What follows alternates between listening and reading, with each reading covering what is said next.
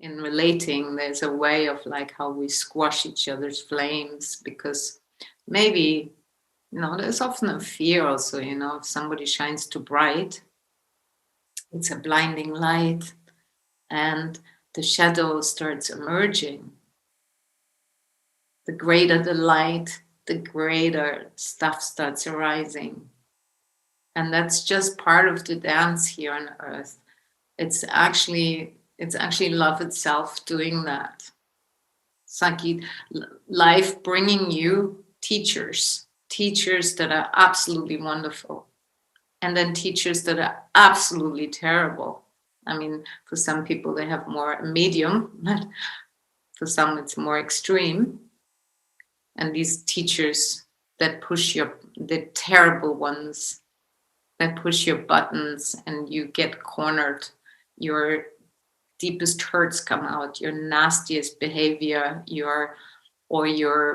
hiding, you live half-hearted, as Rumi said, in relating, because of the terrible teachers that have come along in your life. Those who seem mercilessly hurting you. And with those teachers, because they must happen. It's not, the universe is not punishing you, and it's not about abusing you, and you shouldn't abuse yourself by staying with certain people that are abusive. But life, if we see life as the ultimate teacher, and we see life as the ultimate lover and beloved, it will send you people. And you have noticed that in your own life already. It will send you people that just push your button for the 100th time. And you feel like you're ready. I don't know if you ever felt it, but you're ready to kill that person, or to push them out of your life, or to close the doors, but somehow you cannot. It's those, and it's actually life giving you a gift. Not that the person's behavior is a gift, but that your button is pushed. It's like it needs that, what is not, that block in your river, or that hurt in your river. It has to arise, and it most likely only arises through relating.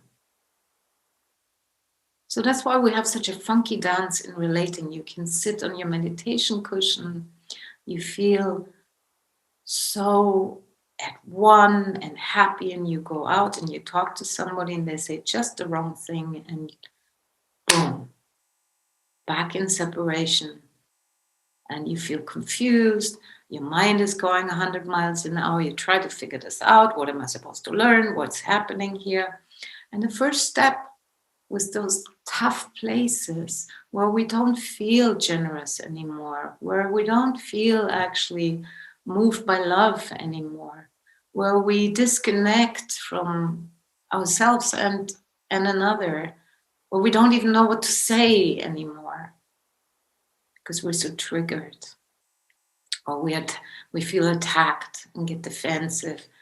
That's actually the place for that's where consciousness wants to awaken through you, right in that place, right in that sticky place.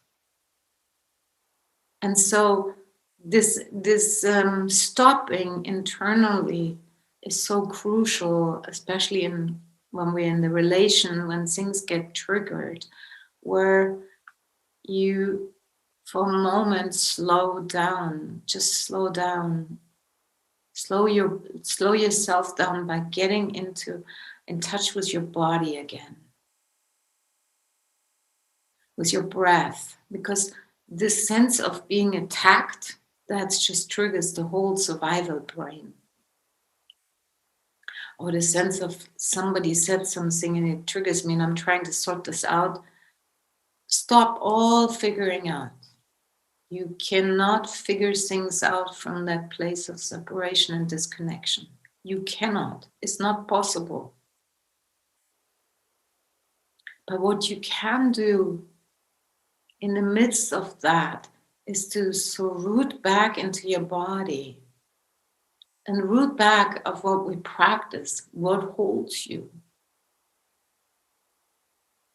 Even when you're upset, even when the communication just went completely awry.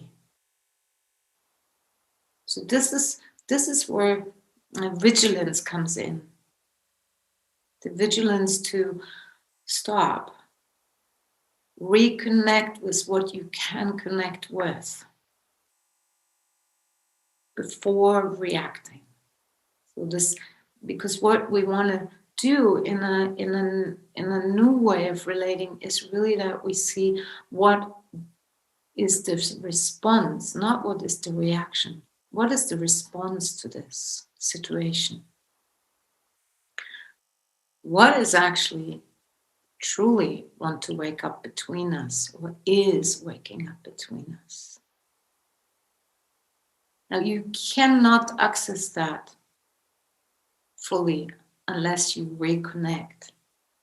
And well, often I see this with very, spiritual, dedicated people like you. It's like this trying so hard to connect with a person, making all this effort, and the other person might just sit there like this and doesn't respond, doesn't really connect back, or doesn't really open their hearts, or is actually ruthless, maybe. I'm giving examples here, but I'm sure you all have experienced that when you tried so hard. You made yourself vulnerable. You shared whatever is going on for you in a really tender way, and the other person just doesn't get it. And you feel like, well, there's a wall, there's coldness, and you have nowhere to go. So this is the place where will you stop your river because of the other person having a dam? Will you make your river dependent on the other person? Or will you dedicate yourself to your river, to your flow? Will you make your relationship to life or to love far more important than the other? You cannot get the connection through the other if you put the cart before the horse. So when that place, that internal, that it just means like to take 100% responsibility, not just for your own experience, but to take 100% responsibility that you are connected. And sometimes, or oftentimes, we're not connected.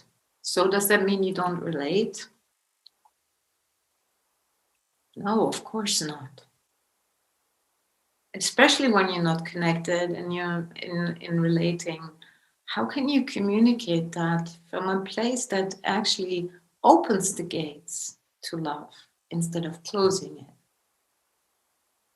And so when we use that more refined communication to be like last session, we did a little bit of this